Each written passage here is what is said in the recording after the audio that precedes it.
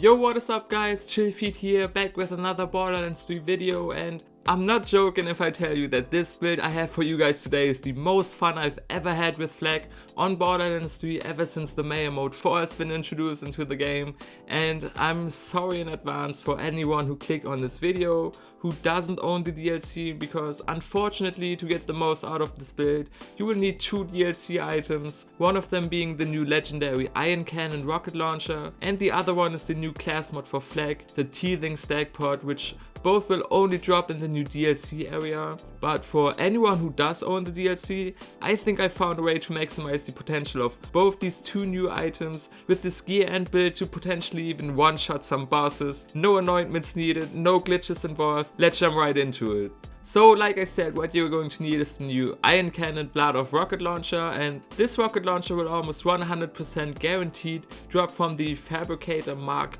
II, which is a boss that is located in Jack's Secret, which is a new area from the Moxie's Heist DLC. And as many of you already know by now, this rocket launcher deals an insane amount of damage and is for sure the highest damaging weapon in the entire game, and is with that very reminiscent of the Norfleet from Borderlands 2, which was quite different with its mechanic, but still an absolutely overpowered rocket launcher in terms of damage. But I would argue that the Iron Cannon is even better than the Norfleet, since it takes at least a little bit more skill to kill your enemies and therefore makes it more fun to use, and you can even make short work of most bosses with it, potentially one-shotting them like I did with General Tron.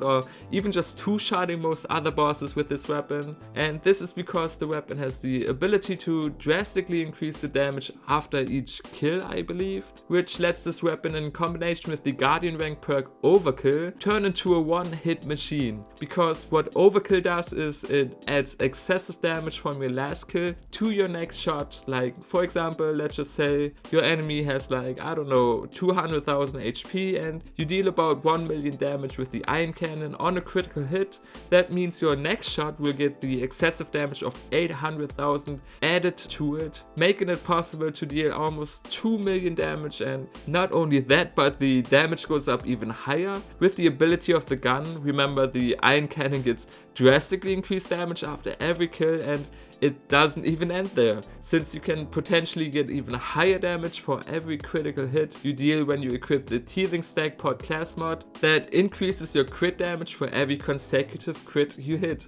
Anyway, there are a few other things you need to get to be able to potentially get 1 million damage on your first shot already, and one of them is the OM shield, or alternatively the Rerouter M shield. But after some testing I found out that the OM shield is just slightly better in recharge delay, just as good in capacity, or even better if I didn't have a rerouter with plus 25% capacity as a roll. But most importantly, the OM gives a slightly higher boost in damage for your first shot at 267k without any skills equipped, compared to a rerouter at 261k. And it also doesn't take away as much of your shield as the rerouter does. To get the OM shield though, you have to beat the final boss from the Maliwan takedown, which is Wotan the Invincible, since he has the highest chance of dropping it. So the rerouter is probably a little bit easier to get, since this is a world drop and can drop from anywhere in the game. And to be honest, an M shield is almost perfect for the Iron Cannon, since the charge up time for the weapon is at max, almost as long as it takes to regain full shields after your first shot. So if you don't get hit by an enemy, you will have almost every shot buffed by your shield. Some other things you need for hitting 1 million damage for your first shot alone comes from your skills and this specific build, so let me just go over the build in detail now. At first glance, this seems like a pretty regular crit build to me for Fl4k that seems to also lack the survivability completely,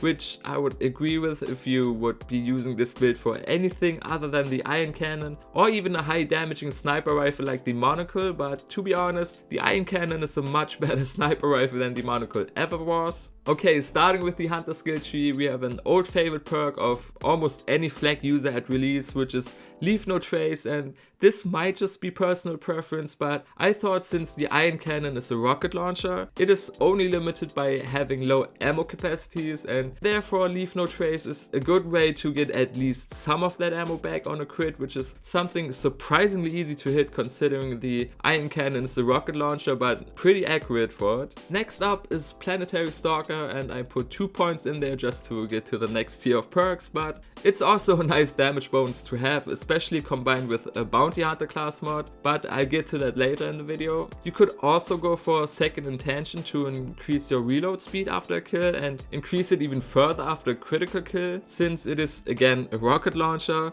with the usual slow reload time, but it also has a large magazine at 16 to 18 I believe, making it possible to run through an entire encounter without having to reload once, especially not with Leave No Trace and with the potential to one-shot everything, so I decided to not go with Second Intention. Moving on from there, I went with 3 points for Hunter's Eye, because why not get some extra damage against humans and robots and damage reduction against beasts, which by the way also works perfect with the Bounty Hunter class mod. And I also went with 3 points in head count, and this might not be the most optimal for a slow firing rocket launcher again, since the chance to reduce your cooldown by 2 seconds is at 30% per crit, but it's still nice to have, and also you won't just be using the iron cannon for some bosses, but I'll also get to that in a minute. Coming up next in tier 3 of Fl4k's Hunter skill tree is probably the most important skill of them all, with Two Fang, giving you a 25% chance of firing an extra projectile, and I don't think I have to tell you how insane it can be to get double damage on a weapon that's capable of dealing the highest damage in the entire game with just one shot, and this in combination with everything else is the reason why I was able to one-shot General Trant and possibly many other bosses in the game. This is also just awesome when both of the projectiles land on your enemy at the same time, killing them and dealing extra excessive damage to add that damage then to your next shot from overkill, which is literally just that at this point, completely overkill. And looking at the skill tree from here on out, I think it might just be your decision if you want to go down the Hunter skill tree further or put some more points into the Stalker skill tree. And I chose to go with the skill The Most Dangerous Game to increase your gun damage by 25%, crit damage by 10%, and it gives a nice bonus to weapon handling for 120 seconds after killing a badass. And even though this is probably more catered towards solo players, I can guarantee you those badasses will go down one shot as well,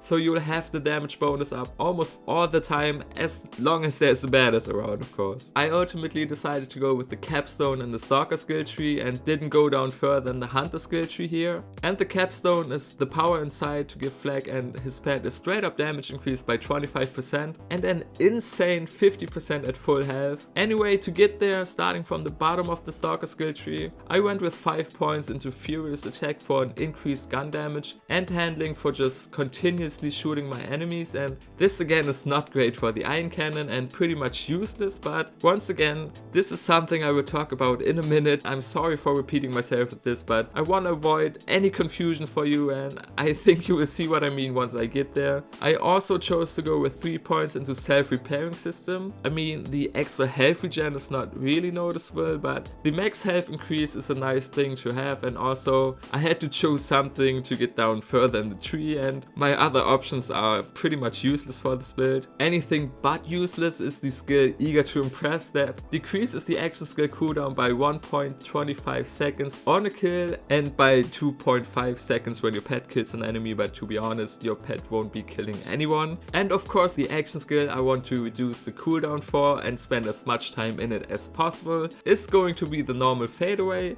since it increases your critical hit damage by 200% and combined with the augment Unblinking Eye, even up to 425% increased critical hit damage on every third shot. And the other augment I was using is the Not My Circus augment, so your pet, which will be the Gunslinger Jabber by the way, will taunt your enemies to draw their attention, and this obviously works great in combination with Hidden Machine to deal 30% more damage against enemies that aren't targeting you, which will be active for the duration of your action skill and even 6 seconds after your action skill ends. So perfect. But before I could get to Hidden Machine, I had to put 1 point into Lick the Wounds. Since this build has little to no survivability, I just wanted to have the safety of my pet being there to get me up if I should go down, and I don't have an enemy around to kill. And I also had to put 3 points into Turn Tail and Run for some extra gun damage while standing still, and you will stand still a lot of the time with the Iron Cannon to make sure to hit your shot.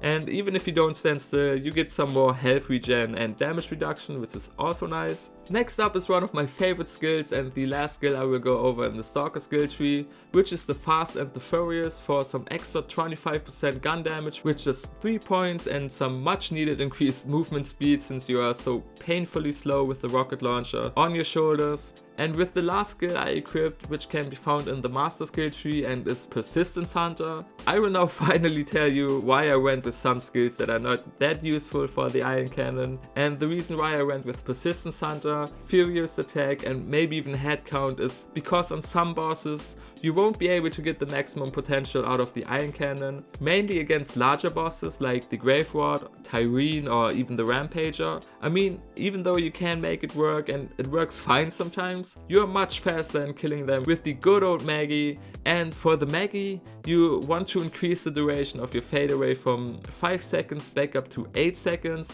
with the Gorillas and the Mist augment, and also get a nice 12% gun damage bonus on top, and that all comes from Persistence Hunter. And also that's really where the Teething Stack Pot is starting to shine together with the Maggie, because I would not suggest going with the Teething Stack Pot when using the Iron Cannon, since you can't really stack your crits as effectively as you can with the Maggie or something else maybe against some bosses. So my advice to you is, when it comes to larger bosses or bosses with immunity phases, is simply to switch to a Maggie or whatever works best for you. I just found that the Maggie works best for me. And then go ahead and equip the Teething Stack Pot class mod, switch from the Not My Circus augment to the Gorillas and the Mist augment, and then you're ready to kill every boss or mob enemy in the game in seconds, as you can see in the footage. So to sum it up, quote unquote, snipe your enemies with the Iron Cannon for mobbing and kill smaller bosses with 1 to 3 shots maybe, and larger bosses in a few seconds with the Stack Pot and Maggie. That's basically it. You can even make this work in the Slaughter Shaft or in the Takedown event even, although I wouldn't really recommend taking on the Takedown with the lack of survivability on this build. You can definitely make it through and one-shot your enemies. The only place I kinda struggled a little was at the bosses and when your fade away is on cooldown, since there's not a lot of cover around. So like I said, it's possible but not recommended. Alright, so that was it for the video. I hope you enjoyed this guide and will enjoy the build itself if you try it out. Make sure to take just a second of your time and leave a like on this video if you found it informative or helpful, and maybe even subscribe to my channel. Thanks for watching, and I see you in my next one. It's time to fight!